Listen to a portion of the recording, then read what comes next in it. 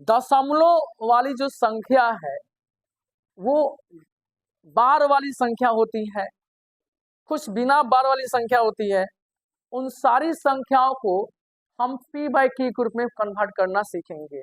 यानी दशमलव वाली संख्या दो तरह की होती है, एक शांत होती है, एक अशांत आवर्ती होती है।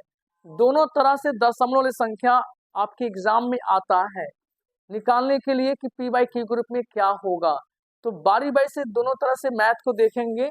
तो यहाँ सबसे पहले हम देखेंगे जो दशमलव शांत है उसका परिमेय संख्या क्या होगा। जैसे देख भैया 0.5 है तो ये शांत वाला है। शांत कब कहेंगे, अशांत कब कहेंगे? जब संख्या के ऊपर कहीं बार नहीं लगा हो तो समझिएगा भैया वो शांत है, और जब संख्या के ऊपर कहीं बार लग गया हो तो समझ लेना भैया वो अशांत आवर्ती है। तो यहाँ दशमलव पर कहीं बार लगा हुआ है नहीं, तो ये होगा शांत। और शांत का परिमेय संख्या बनाना बहुत आसान। कैसे? ये दशमलव हटाएंगे, नीचे एक सटाएंगे, उसके बाद जो अंक होगा तो वो 0 देंगे।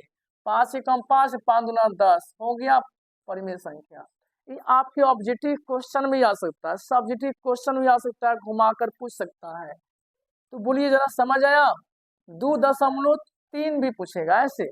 यहाँ भी कहीं बार वाली संख्या नहीं है तो देखेंगे 2 3 उतार दीजिए, दशमलव हटाएंगे, नीचे एक सटाएंगे, इसके बाद एक अंक दे 0 हो गया आंसर, वो कटने वाला नहीं है।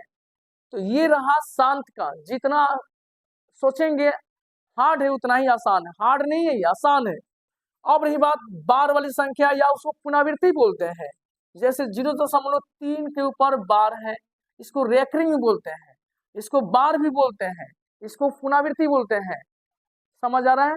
तो अब भैया यहाँ जब बार लगा है तब तो थोड़ा सा समझना पड़ेगा, थोड़ा सा बात को समझना पड़ेगा। यदि तुम नहीं समझोगे तो एग्जाम में आएगा तो क्या लिखोगे। तो देख, बार वाली संख्या होगी तो इसको मैं आसान बना रहा हूँ, तुम देखो ध्यान से। ये पूरी संख्या को यहाँ उतारना होगा, जो भी ये संख्या उतार देना, और माइनस देकर जहां बार लगा है ना उसके पहले वाली संख्या को हटा देना। तो उसके पहले में क्या है, 0 है, बाटा कर दो भैया। दशमलव के बाद की बात होती है तो बाटा के नीचे वाला होगा, दशमलव के बाद पुनरावृत्ति वाला है, चाहे दशमलव बाद बिना पुनरावृत्ति भी लिया आएगा, उस सारे को हम दशम बाटा के नीचे का मेंशन करेंगे हम। तो दशमलव के नीचे बाद वाला संख्या नीचे लाएंगे, तो इसके बाद का अंक है, एक अंक है, एक 9 दे देना है, बस यही ट्रिक है।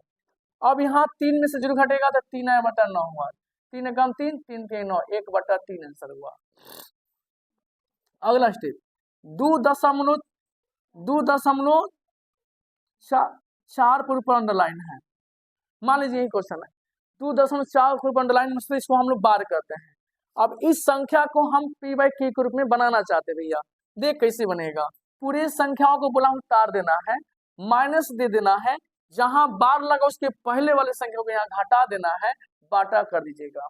अब दशमलव के बाद जो है, जो भी संख्याओं को बाटा के नीचे लिखना है, तो दशमलव के बाद में एक अंक है तो 1 और 9 दे दीजिएगा, हो गया, कहानी खत्म हो गया। 24 में से 2 घटे 22/9 हो गया परिमेय संख्या। बोलिए समझ आ रहा है? बिल्कुल। अब यहाँ देखिए 1.47 के ऊपर अंदर बार है, अंडरलाइन बोलिए। अब जरा सोचिए, यहाँ पर आ गया 1.47 के ऊपर पुनरावृत्ति, मतलब 7 बार रिपीटेशन कर रहा है यहाँ पे। तो यहाँ ध्यान देना है, इसको p/q को बनाना बहुत ही आसान है। अब कोई p/q ग्रुप में संख्या आएगा, हमको उम्मीद है कि आप लोग बना सकते हैं। ये इससे समझ जाने के बाद देखिए पूरी संख्या को उतार लीजिए 147। अब यहाँ पर करना क्या था, घटाव का चिन्ह देना है। अब देखिए पुनरावृत्ति वाली संख्या 7 है, इसके बाद वाली संख्या 1 4 है, तो 1 4 घटा दीजिए।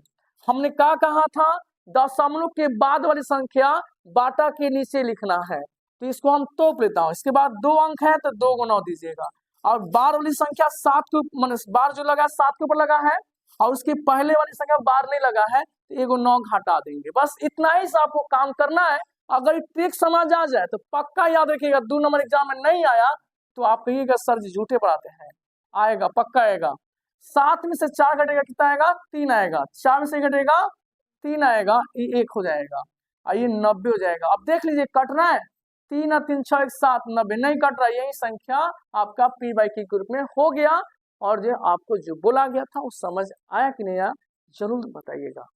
अगर आपको ये वीडियो मस्त लगा है तो एक लाइक कीजिएगा और ऐसे ही कुछ बच्चे के पास, दोस्तों के पास शेयर कर दीजिएगा, ताकि और भी बच्चे का भला हो जाएगा। भैया थैंक यू।